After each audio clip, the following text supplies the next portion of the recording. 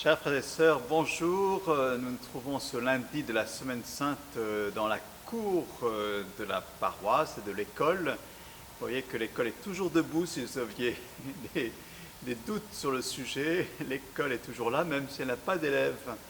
Voilà. Mais on pense beaucoup à tous ces enfants, à toutes les familles voilà, qui, d'habitude, travaillent dans cette école. Alors aujourd'hui, en ce lundi saint, nous commençons donc bien sûr cette grande semaine depuis hier. Et dans chacune des premières lectures de ces prochains jours, eh bien, nous allons lire le prophète Isaïe, et en particulier des oracles du serviteur souffrant. Voilà, dans le livre d'Isaïe, surtout à la fin du prophète Isaïe, il y a plusieurs mentions, il y en a 16 en tout, d'un mystérieux serviteur, et en particulier 4 oracles du serviteur souffrant. Le premier, on l'entend aujourd'hui lundi, le 4e, on l'entendra vendredi saint, et puis on va méditer chaque jour de la Semaine Sainte sur ce mystérieux serviteur. Il est à la fois une figure qui récapitule beaucoup de personnages bibliques, d'Adam bien sûr à Moïse, Jérémie, des rois, etc., le roi David. Il récapitule à la fois des personnages, des patriarches, et en même temps, il est une figure prophétique, eschatologique, comme on dit, c'est-à-dire qu'annonce le Messie qui va venir, déjà au moment où l'auteur rédige et re-rédige ces morceaux. Évidemment, au moment où les premiers chrétiens vont lire ces passages, ils vont tout de suite très facilement l'identifier à Jésus, dont on dit par exemple aujourd'hui qu'il est le serviteur que je soutiens, ainsi par le Seigneur, voici mon serviteur que je soutiens, mon élu qui a toute ma faveur. J'ai fait reposer sur lui mon esprit.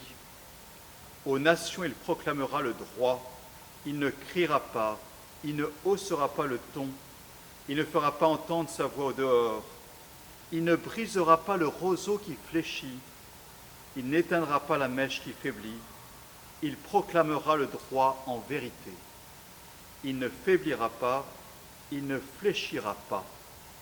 Voilà, ce dernier mot d'ailleurs, il ne faiblira pas, il ne fléchira pas, évoque justement ce serviteur qui va être finalement souffrant, qui va vivre une opposition du peuple lui-même et qui va supporter cela, qui va même souffrir donc en sacrifice.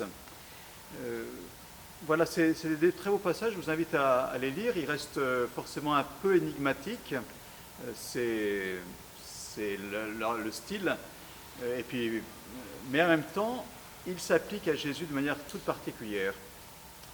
Ce Jésus qu'on retrouve bien sûr dans l'Évangile, donc 6 jours avant sa résurrection, et où il est chez Marthe, Lazare et Marie.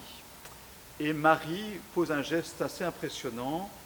Elle verse sur les pieds de Jésus un parfum très pur et de très grande valeur.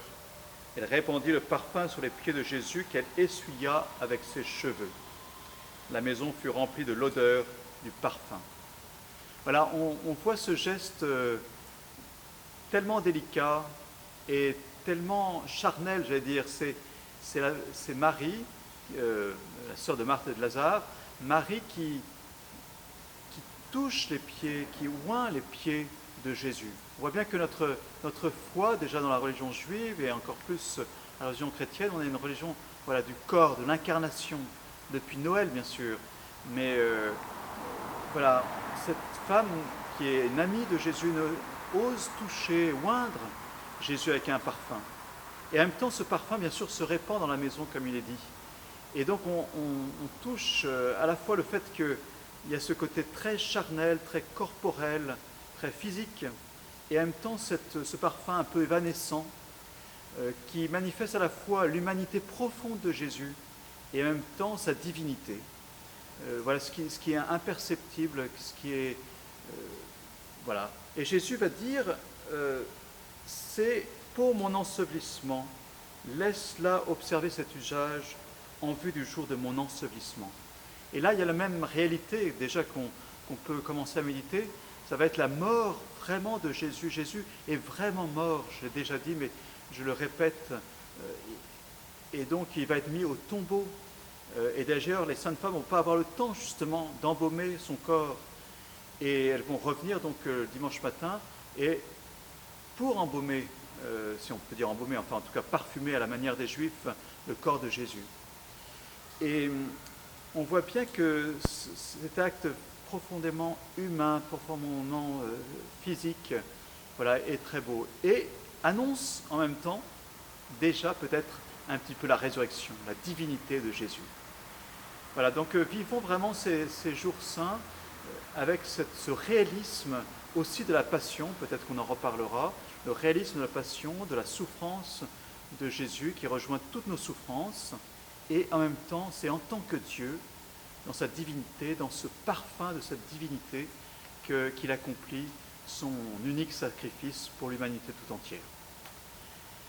Voilà, je vous donne quelques nouvelles aussi, de bonnes nouvelles de deux confrères dont je vous avais parlé dans une précédente vidéo, à savoir le père Benoît Bourgoin qui est sorti du coma. Donc c'était quand même un coma artificiel pour l'aider dans son traitement sur le cancer, contre le cancer.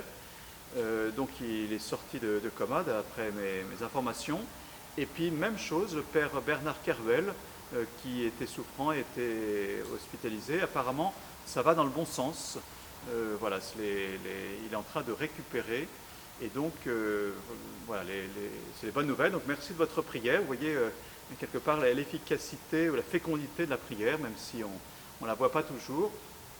Continuons donc à nous porter les uns les autres et puis voilà, on va avancer pas à pas dans cette très belle semaine sainte que nous vivons de manière toute spéciale, mais que nous vivons vraiment ensemble.